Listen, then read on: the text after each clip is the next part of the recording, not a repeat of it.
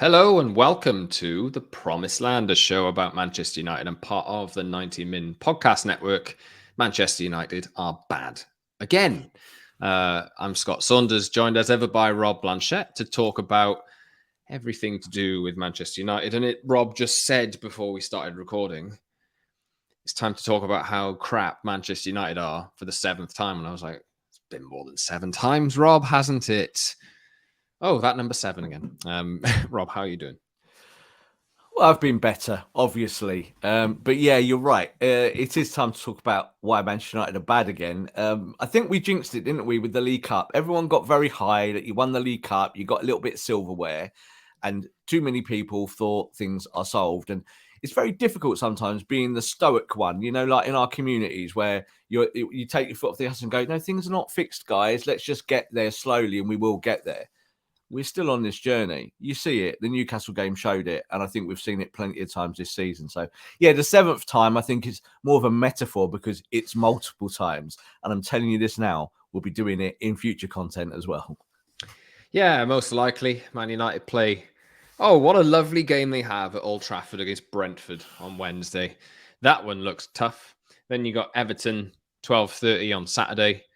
Also looks quite tough. Yeah. And that's Everton. United need to buck their ideas up a little bit. 2 more games without Casemiro and Christian Eriksen, by the looks of it, unless some miraculous Christian Eriksen recovery happens in the next couple of days. But yes, Man United losing 2-0 at Newcastle. They're now 5th in the Premier League, although not quite alarm bells going off just yet because United are on 50 points in the league table alongside Tottenham and Newcastle. Tottenham played 2 games more. Tottenham doing their own thing on Monday night at Everton, which was quite interesting. There are other teams in this mix as well still, although a little bit further back. I think one thing we do know is United need to buck their ideas up pretty quickly and start playing a bit better than they have been in recent games in order to get back into pole position, because I do think if they can brush that defeat off on Sunday, win the next 2 games in some kind of encouraging fashion, then things will be forgotten about and they'll be looking forward again. But it's a big, big but. Can they do it? Are they able to do that? We'll talk about it today.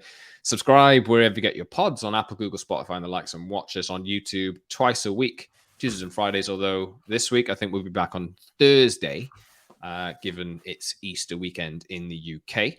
Head over to the channel, like, subscribe, leave a comment for us, and you can follow us on Twitter as well, _Scott Saunders, _Rob _B, and at PromiseLandMU for the show. This will mainly be all about that game and what was wrong and what is wrong and how Man United fix it. Because it's obvious. I know United have won a cup this season. They've had a good run at times. They put in some good performances, had some good wins. But old habits die hard, as was evidenced at St. James's Park. Rob, why were Man United really bad then, is my opening point. I think there's a whole list of problems that we could literally do a 2-hour show on and break them down and have an autopsy. But we're not going to do that. We'll try and give you the highlights and work through it that way. I think with United, the same issues from the same players remains. Like we talk about reinventing the wheel and why Ten Hag's done well and the tactics that have worked and the bits that haven't worked. I think there is a consistency through the line of the season of stuff that we're seeing that Ten Hag clearly doesn't like about certain players, whether it be popular ones or unpopular ones. So I think it's difficult when you look at that selection that you put out there. Some of it is enforced. Some of it is off the back of the international break, and that is a factor. Managers are looking at players' fatigue levels, and you work around that. But why were Man United bad? I think, first of all, put that to one side and ask the question, why is Scott McTominay playing behind the striker? Now, it's very easy for people to say he scored goals for Scotland. I don't think Ten Hag's that thick. I don't think Ten Hag goes, suddenly I've got a new number 10 in my squad because he scored goals at international level. But I think you're seeing the bits of the jigsaw as it evolves over time about what the manager thinks about his like demographic of players or what his players actually do for him. And I still think that we have problems in the squad, which can only be solved through the transfer window. So that's why we will be talking about transfers in the weeks ahead, because it's an important part of the rebuild. But here you've gone now full circle, Scott. You ran into Brentford when you were at your lowest. That was the Ronaldo period around then. How do you score goals? How do you keep your striker happy? How do you create? You're trying to press, but you're not pressing. And what happens? You go to Brentford, you lose 4-0. You're now running into Brentford just as you're in that fog and that malaise once again. You just said there, you got 2 games to hand on Spurs. I think United could lose those 2 games. Mm-hmm. The alarm bells are ringing in my head. I'm watching this as a fan, as a pundit, as someone who looks at tactics, and I'm seriously worried. I look at it now. Weeks and months gone by when we've played badly, I've gone, not worried. He'll fix it because you've got players. You can do the X, Y, and Z. No, the manager's clearly worried. If he's putting out that selection at Newcastle, there is something not right in the squad. And for Luke Shaw to come out afterwards, and we'll talk about that a little bit more, to say that we're having the same yap in the dressing room between the players and we're disagreeing and we're not happy with some of the commitment. I think when your senior players comes out and says that, I think you've got to listen. Luke Shaw's on the verge of signing a new long-term contract. Yeah. With United. 4 years, I do believe. Yeah. Obviously, it does seem to be the one who's coming out and talking to the media after.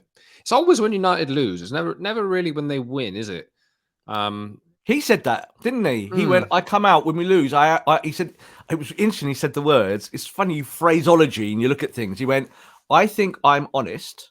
It was like, pause. And then he was like, but I do think when we lose these games, I say the same things. And you're like, okay, what's going on here? So, like Luke Shaw, he does. He's the one who comes out and fronts up, isn't he?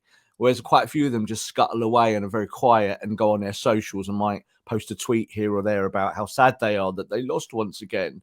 I like it that Luke Shaw does that, but I thought Luke Shaw was terrible against Newcastle. And I actually think his performances are a part of the problem, but not as an individual. But you see the issues at left back for him, that if the rest of the team isn't working, it's very, very hard to progress the ball. I will say nobody was good. No. Maybe Anthony Martial was the only player I was marginally encouraged by, just because of the fact that he was on the pitch and he can control the football. 10 minutes of it. Was like, it felt all right, didn't it? I've seen a lot of criticism for Wout Weghorst. I've seen a lot of criticism for Scott McTominay, for Luke Shaw, as we just mentioned there, Dalot, David De Gea. For me, this isn't just one person. No. It's not their fault, really. What I did want to bring up was, I don't know if this has actually been noticed yet, but from what it was 2 of his own signings. So Erik Ten Hag started Antony and Lisandro Martinez, and they are the 2 signings that he's made. But obviously, he signed 2 midfielders in the summer for a reason, right?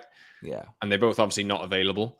Plus, I'm not going to count the 2 loan signings because they are just gap fillers. Wout Weghorst is essentially, and I know that Ten Hag has hinted that he might stay longer because he likes some things that he brings, but obviously we know his limitations. That's not a long-term fix. I think there were only 2 of Ten Hag's longer-term fixes in that team coming over from Ajax who were actually playing that day. Sabitzer is still not up to speed. Wout Weghorst is Wout Weghorst. To me, that was Erik Ten Hag working with the remnants of a flawed transfer strategy over the years. We've got a habit of losing in pathetic fashion. And that's what Luke Shaw was talking about. And Luke Shaw, you could even throw Luke Shaw in that box, but I think what needs to happen here, I don't know where you sit on this, Rob, but I think the suggestions that Ten Hag wants a ruthless clear out have a lot of kudos to them, because this is a problem that keeps happening and has kept happening for years. And Luke Shaw keeps talking about it as well. Every time United lose, they have a habit of just not bothering in games, and then they ended up losing them. This could have been 4-0. This could have been 4-5-0 again. It was just lucky on the day that Newcastle were quite wasteful. Yeah, and I went with the narrative that I thought United in the first half at Anfield were better than at any point when they in this game against Newcastle. And the thing is, it's really difficult for us to talk massively about attitude, because if you kind of try and make that equate to results, and if your attitude's bad on the day or stuff's not working, you lose football matches. Oh, whoopee-doo, isn't that an amazing bit of analysis? But the point is you've got to ask why. So you just said there, you gave a really good reason, and it is pertinent. This goes down to a flawed transfer strategy for many, many years from the Glazers. So that's on the Glazers. But we know in football that that's not a reality. So, Graham Potter, for example, Graham Potter goes to Chelsea. Chelsea go buy £600 million worth of players. Is that on Todd Bowley or is that on the manager? Well, there's only one person who's getting sacked in that scenario. So goodbye manager, another manager comes in. I think Erik Ten Hag, the narrative now, of course, is about this clear out. And this clear out has been talked about, Scott, for about 4 years. So they've never done it. And there's going to be no clear out. Why? Because clubs don't generally clear out. And the reason for that is they have commitments to contracts, and managers don't want to cut their nose off to spite their faces. Like, what's Ten Hag supposed to do? Yeah, give me 12 players and just get rid of the other 12. No, because then you haven't got options. So you still need options. And this goes back now to, like you said, you didn't want to talk about the loan signings. I'm going to talk about them. You brought Weghorst in because you absolutely highlighted that when you needed a striker, just any kind of striker, but you really needed a striker that worked hard and did the press. And the stats show that when you got rid of your guy to Saudi Arabia who did no pressing and brought the guy in who does press, that you've won a much higher percentage of games than you've lost or failed in. But the problem without Weghorst is that he's never going to be an elite Premier League goal scorer, is he? So we have to look at it for the now and the future. And we do know that United will be looking at a striker, but it really goes back a long way as to why these things are a problem. I don't think we're going to see this miraculous clear out. You might see 1, 2, 3, 4 leave and 1 or 2 come in, and that's how you do it. That's normal business in this game. But you look at this and you can still see there are corners of the squad from top to bottom that are a problem. In this game, Scott, you've got quite a few players available. This is not like Casemiro's not there, that's why you lose. You look deeper. People need to be able to pass the ball, Scott. If you're a professional footballer, you need to be able to put the ball on the deck and make acute decisions in the 5 or 10 yard passing. We still have problems with that. That is as a result of the flawed transfer strategy where United bought players who can't pass. Exactly. But, come on. We can only go back so far. At the end of the day, these players have to take responsibility for themselves. They're on a lot of money. They're all internationals. It's up to them to make it work. For months and years. Yeah, but but we've been saying it for months and years. But the irony of all of this and the spin of all of this is Man United have been comfortably in the top 3 for a long time. Now you're not in the top 3. So you have to ask the question again as to the now and the here. Because there's no point talking about Frankie de Jong coming in the future or Harry Kane, because they will fix things. But you got to fix it now, Scott. That's why the alarm bells are ringing. Man United hopefully should make 4th, and that's where I'm looking at it now, because Newcastle are just going to carry on, aren't they? I think Newcastle will carry on to the end of the season, and they've got their form back. Isak's in their team, and Isak, I think, is the cornerstone of the good stuff that they do. You look at Man United, who are the cornerstones? Well, maybe Rashford when he plays well, but you've got to create for these players. And if you don't create for your forwards, you're going to lose games. It starts in the midfield, and that's where it begins and it ends. Yeah, on the Newcastle line, I mean, I think they've got a pretty tough run-in. I know that they'll win some games, but I don't think they'll be winning 11 games in a row. Let's just put it that way. They've got 3 away games coming up, away at Brentford, away at Aston Villa in the next week or so. Yeah. So it's not all doom and gloom for United. They have dropped to 5th, but if they continue to perform in that fashion, they will continue to slide down the table. So they do need to find some answer in the next 2 games, because Casemiro is suspended for the both of them. And I know that you just mentioned there about it simply being that Casemiro isn't there, and that's not the case. I actually think it's a large part to do with it because of his positioning, his ability to pass the ball forwards, his standards, which he's come in and he's raised them. And when he plays, he raises them. There's a reason why United's record with Casemiro is a lot better than without. I mean, I agree with that, Scott. I agree with that, Scott. Like, we are better with Casemiro in the team. I'm not trying to kind of jump on your observation. You had Casemiro in your team at Anfield, you lost 7-0. So, like, the thing is, there are anomalies in this season where, yeah, we know the obvious stuff. We know what works. Like, we know the players that have done well, and we know the players that don't do so well, and the unpopular ones. But I think this is the problem, is that we boil everything down to one or two things. And unfortunately, it's probably like 7 or 8 things. And it's always the little kind of margins. And yes, if you have Casemiro against Newcastle, you might do better. But come on, if you're professional footballers, you've got to do some of these basic things better. And you can't go, oh, we just didn't have the Brazilian in our team. Like, this is what I get exasperated with. So, like, I think that this is where players find excuses and they cling on to them because it's like, oh, this one player wasn't doing this. Good teams don't do that. Newcastle had Longstaff and Willock in their midfield, and they created 9 chances, and Man United created 1 from midfield. That's not good enough. That shows your standards are not good enough. So you've got that, and you can look at those comparisons, and they're the kind of alarm bells. Because I think to myself, these guys that play for Man United, it's either do the job or get out. And that's kind of where I think the manager will be. They've proven over and over again that they can't do the job, and you can't get them out yet. So you're stuck in a quandary. Yeah, because you can demand that these players pass the ball better, but they've proven every single time that they can't. Yeah. So what do you do with it? You have to just get through these, and you just have to get to the point where your players who you signed for a reason to pass the ball and to not leave gaping holes in the middle of midfield. Yeah, you need them back, and I think personally it's as simple as that.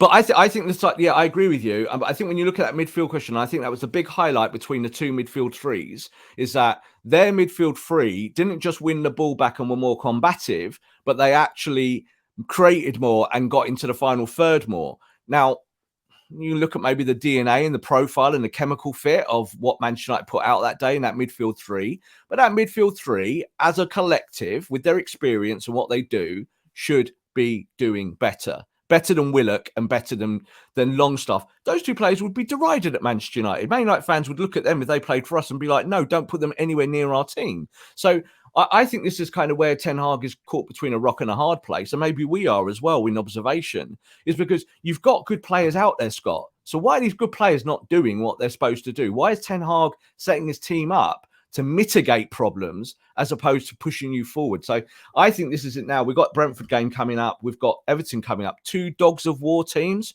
who are going to come out there, put their chin out to you and say, punch us, and we'll counter punch you. Let's see what happens. Everton, you can see, have kind of just their attitude levels are doing this.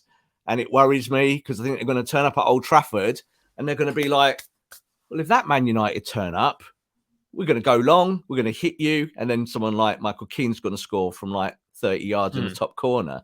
You know, you get those miraculous moments in football, don't you? So I think there is a little bit of a worry now. I don't want to kind of alarm people, but I think when you look at this and you look at the squad and what the squad can do, yeah, get Casemiro back, but my God, get Eriksen back. You need someone in the middle of the park that can pass the ball and then create for your forwards. You know, Weghorst can do nothing at the 9 if the 10, the 8, and everything behind him are not doing their jobs creatively. He's got no chance because he's going to get one chance. He's going to hit the side netting like he did at Newcastle. And then people are going to spend the whole week going, Wout Weghorst is rubbish. Yeah, we know. So I think that's the problem with all of this is that we go back to the tropes of Manchester United. You know what I mean? The stuff that's the obvious stuff.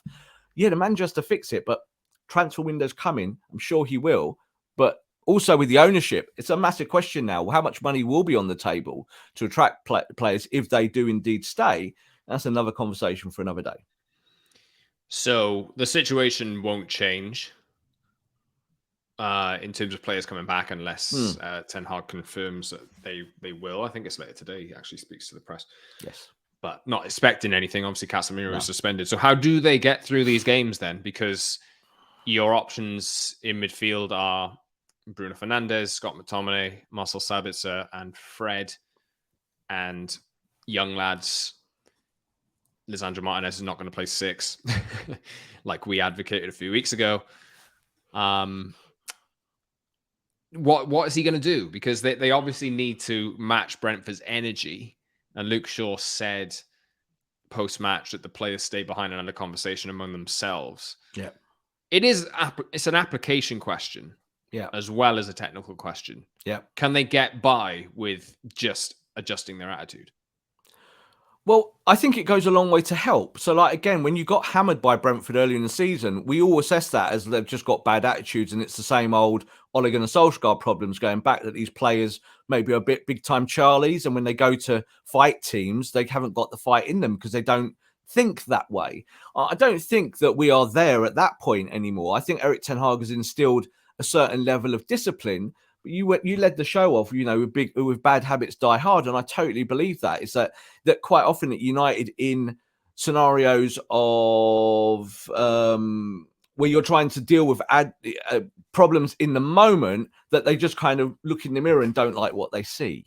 And that's a problem. So that's all about habits, and that's about actually saying, do you know what? You're not playing so well, but you've got to keep trying to pass the ball. Like there's no point of us saying, oh, these players have proved they can't do it. In the moment, if you're on the football pitch, your job is to pass that damn football. So we got to stick with it. You can't go anywhere but stick with the plan. And I think this is where Ten Hag is that Ten Hag's not going, right, we just go long, or we just try and keep the ball away from De Gea, or we're looking just to play on the counter press. You've got to still do all those things, Scott. So it starts for me. So if I'm a solutions guy, it starts with me who play Bruno Fernandes at 10. You've got to play Bruno at the 10. You cannot say that Scott McTominay is a better 10 than he is. It starts there. You need someone that creates in the 10 and can do those things. Now, the reason why the manager's not playing him there is, again, another show, another reason. But we can't carry on like this. Like Bruno picking the ball up at the 6 means that your most dangerous creator in your team is 70 yards away from the goal, and you created once in that whole match at Newcastle. So it starts there. It starts at the business end of the pitch. But then, like you said before, like who plays in those deeper roles? You're going to have to play. The return of McFred. But I think, again, does it need to be one or the other? Like, I think this is the thing. You don't need to go to a double pivot on McFred. You don't really don't have to do that. We've talked about Martinez doing that job, and you could do that. What I didn't like was, like, you saw Lindelof came on in the game in the latter stages, and Lindelof got absolutely cooked, and he was only on the pitch for like 20 minutes. So don't go there. Like that's the way I look at it. Don't go to Scotty at the top end of the pitch. These are all things I think the manager can influence on the training ground and in selection before you have the problems. So I think, we've given Ten Hag a lot of his dues, but I think he made mistakes in that Newcastle game. Let's talk about that, because this was. I think he deserved the criticism for it, really. He made some bizarre moves, bizarre choices, bizarre substitutions. Is he just trying to be too clever? Yeah, I think he went along the lines, didn't he? And he said this in his pressers, that with his changes, that he likes them to be enforced. So, like, if you got injuries, then of course you can change stuff around. But you could see that he was trying to play this 4-1-5 all the time, no matter what. Now, United have kind of creeped away from that, from the press. They're still doing it. They're just not doing it as well. And you see that in the metrics. So United were more like a 4-3-3 at Newcastle, and a kind of conventional one. It hurts you because you haven't got that whole territory in front of you. You're not working the space. So I want to see United get back to that. And you have players that can do that job. Like this, let's not pretend you haven't. If you haven't got Casemiro as your number 6, that you can't play that system. Of course you can. You just maybe not be able to play it as well. But it's so much better than what you're putting out there. So I think on the manager, you have to question those things, because that's his choice at the end of the day. One thing I will say is that he sees all the training, and he looks at the metrics, he looks at the sports science, and he makes those decisions on those things. So we can moan until we're blue in the face, oh, I'll play Martinez as a number 6. There might be reasons why he doesn't want to do that. But I really don't want to see Scott McTominay as a 10, because then you're dead in terms of creativity at the top end, aren't you? You don't have to be an elite manager to understand that. So I think some of these selections, when you look at the Brentford game, it poses some unique questions because of the way Brentford put themselves about. I want to see United get back to basics, Scott. Don't worry about not having Casemiro. He's not there. You can't worry about that. That's a problem for another day. I think Eriksen in the future will give you big upside when he comes back into the team, and I think he might end up being the 10. But you've got to task the Bruno Fernandeses of this squad and say, Bruno, take the game by the throat and run it, because you're good enough. You're our top player. And that has to be the trust. The trust has to be there. And I feel, Scott, that trust isn't there for some reason. I don't know why. It's just from what I see and what I hear. But I want to see Bruno Fernandes as the main part of Brentford. I want to see him at the top end of the pitch, and I want to see Marcus Rashford running off him into the channel, and I want to see Weghorst pushing. Weghorst is going to start that game unless Martial is fit. If Martial's not fit, then you're going to see Weghorst again. And that's why Weghorst started every match since he came to the football club. I think I've seen some discourse suggesting that Wout Weghorst should never play for Manchester United again over the last few days from people who go to watch I've had loads and of tweets. cover Manchester United. Yeah, look, loads of people saying to me, worst signing of all time. And obviously, people never saw William Prunier back in the day, or David Bellion. United made some pretty bad signings over many, many years, and especially in the last 10 years. So I'm telling you this now, Weghorst is not the worst, and Weghorst has a higher win percentage this year than Ronaldo did. So, this is the whole point. You're not comparing Ronaldo and Weghorst. You're comparing United then to United now. And the whole point is that Man United, actually, till very recently, have been playing okay and winning games and have been third very comfortably. We said a few weeks ago, the key here now is don't get sucked into that debate for fourth and fifth. And that is where you are. Now, that's on you, but you can fix it. So this is the big choice now for, I think, Ten Hag when he puts his team out there. The senior players, Scott, have got to step up. One of the things you just said about midfield as well, and I have said this before, and I'm going to say it again one more time. You have got young ball players in your squad, like very young, 18 and 19-year-olds. If you think that your ball progression isn't good enough for your senior players, drop them. Play one or two kids who won't lose the ball and will give you 95% pass succession. David Dalot had a succession of 79% in that game and gave the ball away 13 times. And if one player does that in your back four, you lose. That's as simple as that.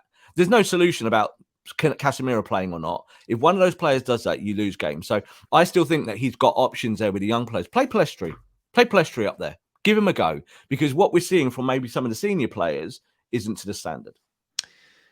Let's just did want to talk about one other Ten Hag decision that was made. The Anthony sub, I thought was quite weird. What was your take on it? I know we're a couple of days removed, but I thought of the players who were half decent, they weren't any of them really. I thought Martial was okay when he came on, and I actually thought Anthony carried the ball quite well. He gave the ball away a few times, but I think he gave Dan Burn a bit of a problem for most of the afternoon.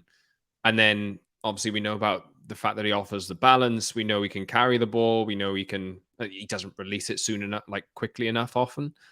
But to make that substitution was bizarre to me. It wasn't a tactical substitution, was it? It's all to do with the international break. Managers are obsessed with sports science. So some players fly to the other side of the world and come back, and there's not a scratch on them. Other players do long haul, come back, do the fitness test, do the oxygen test, do the health test, and you see there's a dip, and managers then go, can't play him 90 minutes, can only play him 60. So for me, I think that can be the only reason. You go look at Brighton, Matoma kind of went all the way around the world and came back and just looks like Matoma.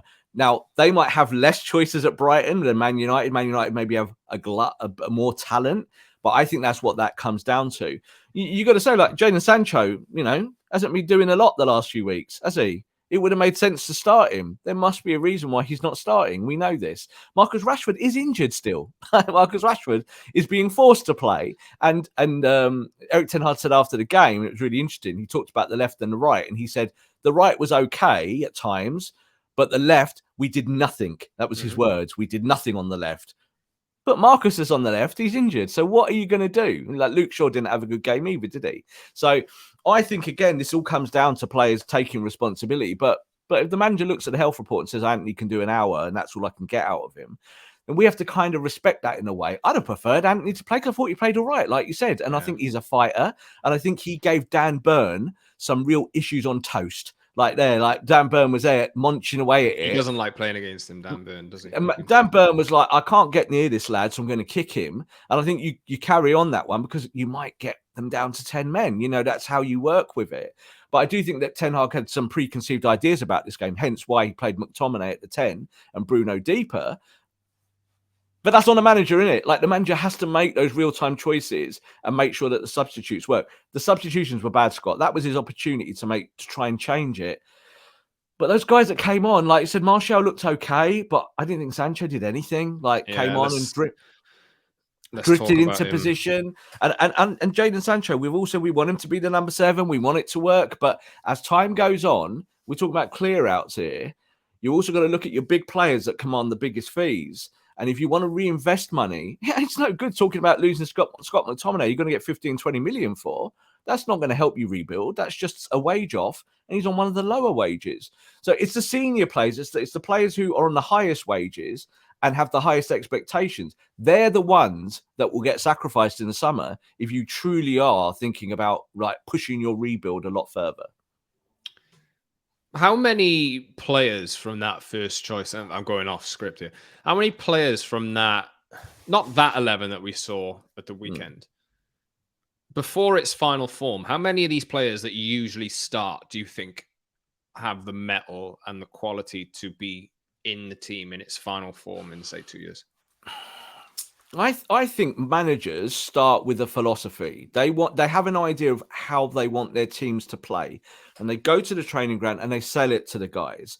And the truth is, Scott, and I've heard this from footballers so many times when I've had discussions with them, the way it works is that the people that buy in stay, whether they're good or not, whether they're top players or not. If you buy into the manager and you do all the work behind the scenes, you stay because it's about trust. Ole Gunnar Solskjaer was like that. He picked his teams on players he trusted, not on quality, and that was part of a problem. I think with Erik Ten Hag, there is a balancing point there. So you said which players.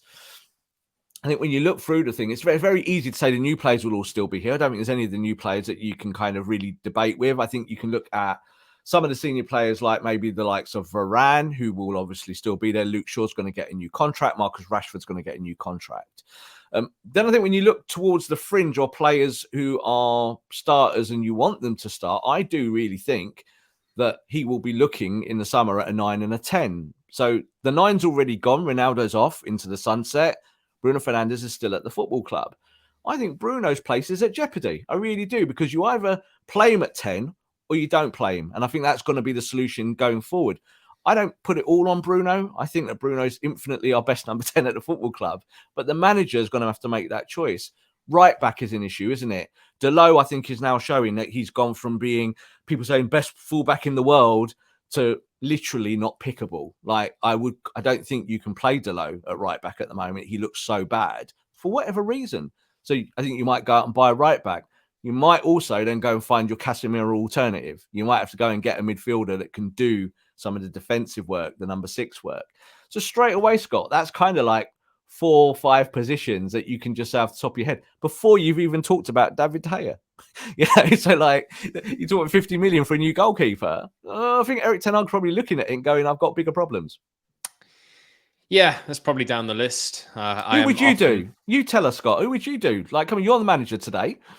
Tell me what you would do. What's the bit that maybe people don't highlight for whatever reason, whether it's popular or unpopular, but you see and you think actually that really needs fixing? Well, I think everything's been pretty stressed. But asking myself the same question I just asked you, I think there's 5 or 6 players in that team who won't exist in that team in its final form. Tell me them.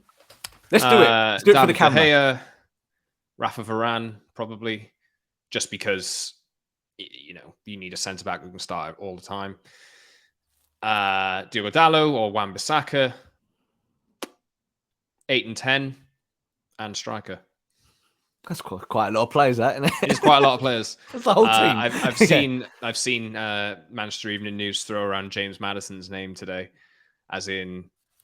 I love that. Just, it's a more of an opinion piece rather than...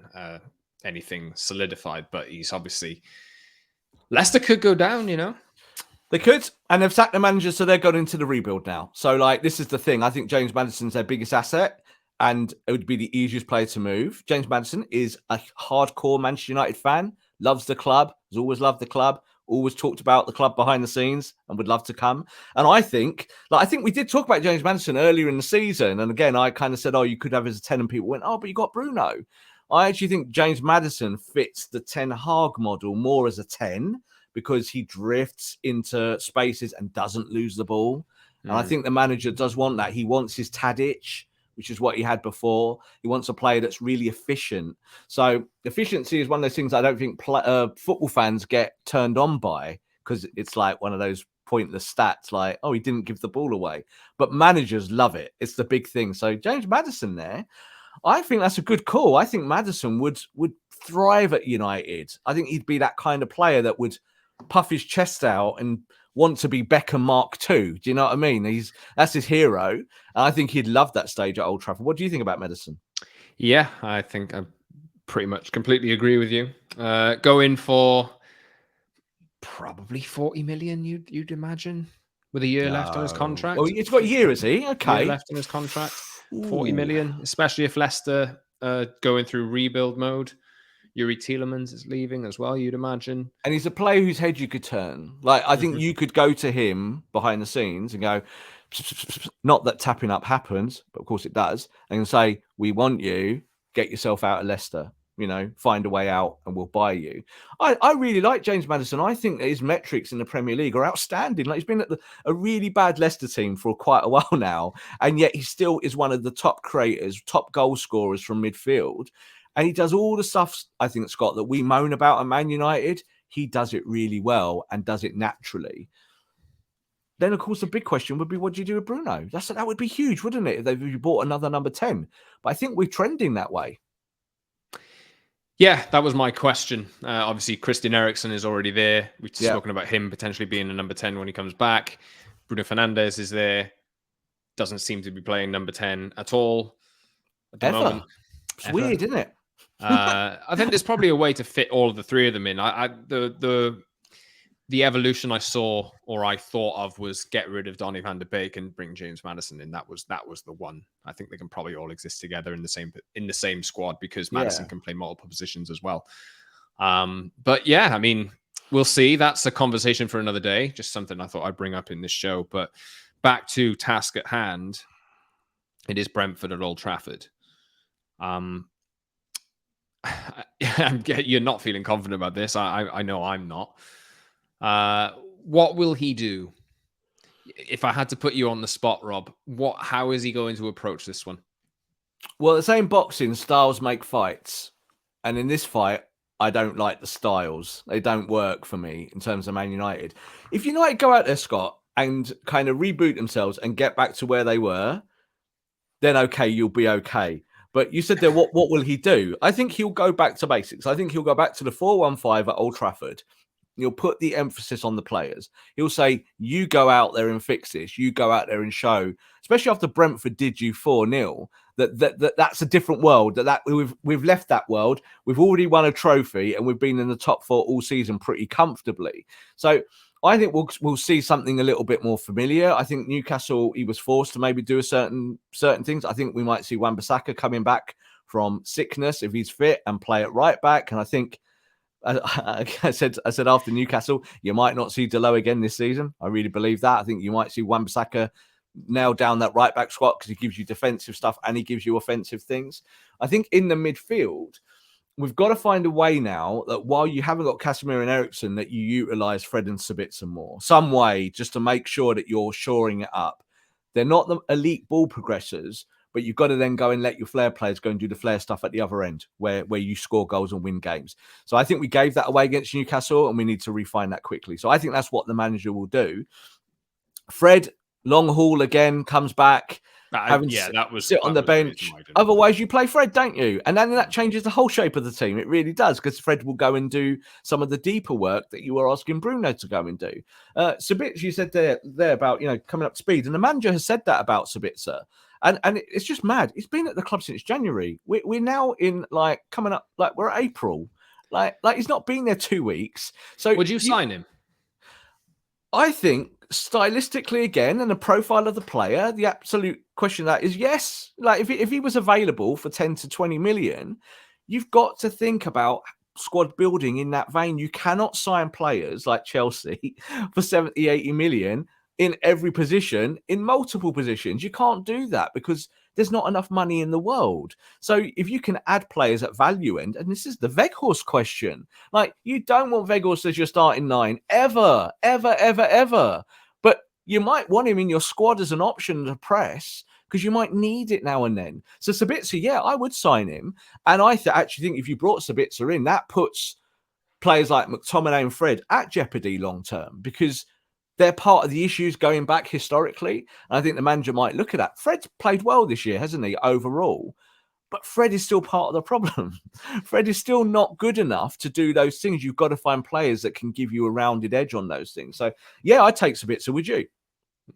I've decided over the last few performances, that even if it is 10 million, 15 million. But is that out of reaction? Is that because you've seen it and I you think, don't feel it? Is that the thing? Yeah, is this feelings? Potentially. I mean, like we've spoken on this show a number of times about why it's all right to sign Harry Kane when he's turned 30, or why Casemiro, even though he's 31, 30, is a good option.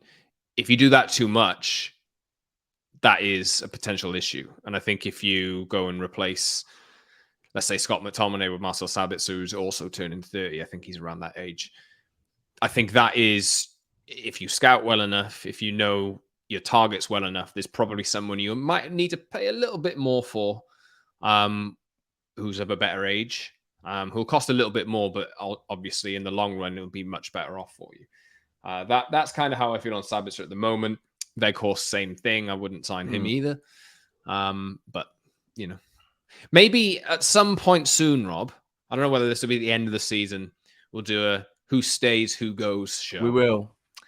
They're quite fun, actually. But do you know what you just said there about players and bring them in and whatnot? Yeah, look, Camavinga was available for 20 million. He went to Real Madrid. So there are players out there of that ilk and that standard that you can go and get. And you've also got young players that you need to utilise. And it's the thing, like Garnacho has proved it this year that he's part of the rotation. He's proved he's got his way in there. He's got in the Argentina squad and he's now injured. So you're missing him, aren't you? Like again against Newcastle, you miss someone dynamic like Garnacho, who you could have probably started in a wider role, maybe then played Rashford up top. You know, it gives you options, doesn't it?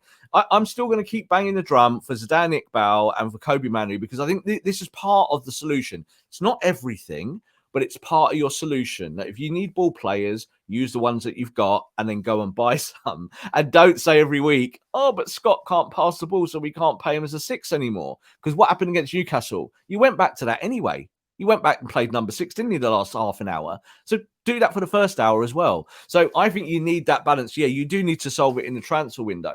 But I'm always of the ilk that you can't make choices in football on feelings. You've got to make it on the technical data available. That's how it works. I think when you look at Sabitzer as a player and you look at Weghorst as a player, they are valid squad options at the cheaper end of the spectrum. And I think if you can go and get both for 10 million, it would not surprise me at all if this manager goes and gets them, because he's done that plenty of times in his career at his former clubs. And there is going to be a little bit of this balance in the book, Scott. If the Glazers stay and want to take their reinvestment with the Elliott Group or someone like that and put it into the new stadium, and you're going to have to pad your squad out with a few £10 million footballers. So I think that someone like Sabitzer might well stay. However, now Tuchel is at Bayern Munich. I would not be surprised to see him go back, because I think Sabitzer would work really well under Tuchel. I think the suggestion since he's come in is that there's no real change on Bayern's end. But you probably have to ask a question of if Bayern are willing to get rid of him for cheap. Well, he was a Nagelsmann signing, wasn't he? So like he's one of Nagelsmann's guys, and that's why he came to the club. But his reputation in the Bundesliga for the last 2 or 3 years has been huge. People look at Sabitzer, and a lot of people have said he's like the best forward-thinking central midfielder in the division. And yet he's come to Man United, and we're still going, oh, he's trying to find his feet of what he does. It's like, well, let him do some of the stuff he does well, push him further forward, play him at the top end of the pitch.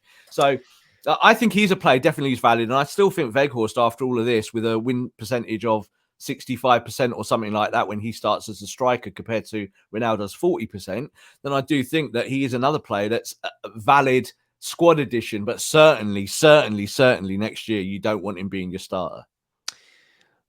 We'll round off today with a final thought. I just want to see Anthony Martial fit.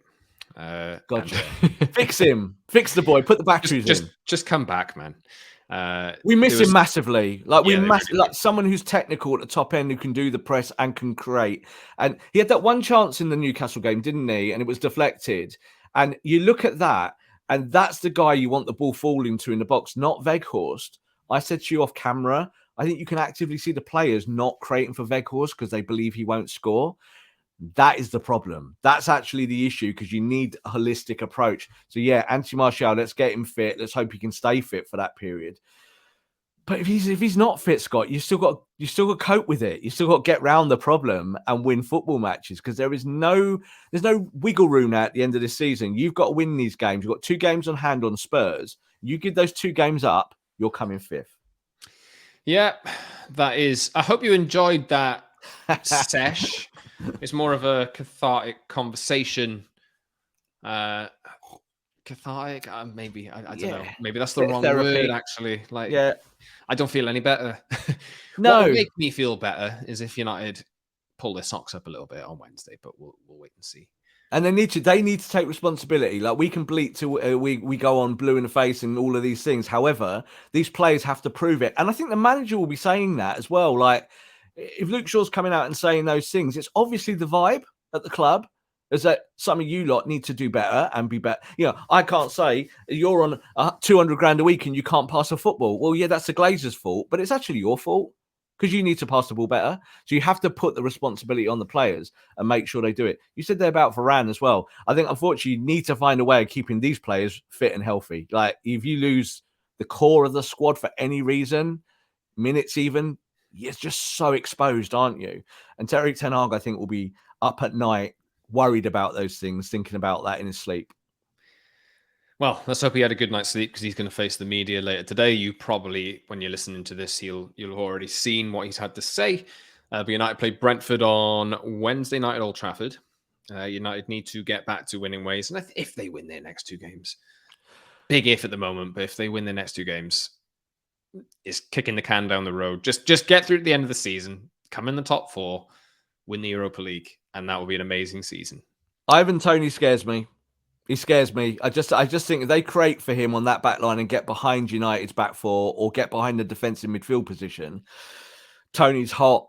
It's just you just worry, don't you? You worried, especially the way how direct Brentford are and how brittle Man United can be. Can you imagine if Delo does play and the ball gets swung to the back post? Yeah, Tony's going to beat him in the air. I did laugh at one point when you said about Wan-Bissaka coming in and Dalot never playing again this season, and I kind of laughed because I was like, oh my god, I'm praying for Wan-Bissaka to play. This is the conundrum you're in, isn't it? And it's crazy because it shouldn't be like that. But this is why player standards have to be big within themselves, Scott. And I think when you look at Dalot, for whatever reason it is, he had a knock around the World Cup. I think all of the hyperbole before the World Cup about him being the best right back in the league was all a load of rubbish. And I said it out loud. I was like, yeah, his form's good, but it's about class that's permanent. This right back hasn't got the class to play at this level. Not every week. He's not Luke Shaw on the other side.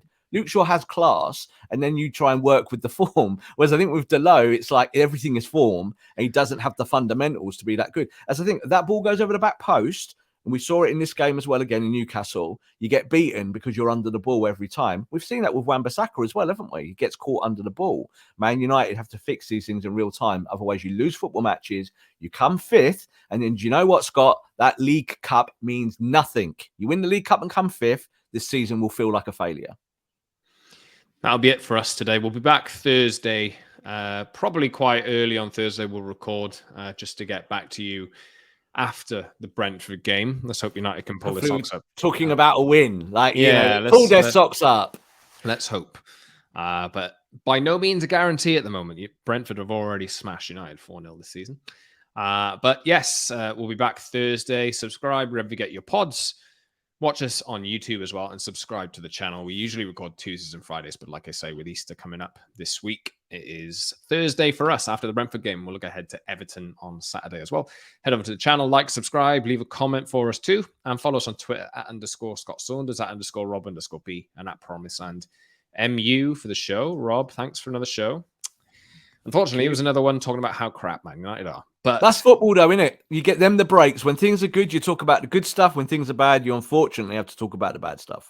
Yes, indeed. Hopefully, we'll be back Thursday to talk about more good stuff. But until then, see you soon, everyone. Thanks for watching.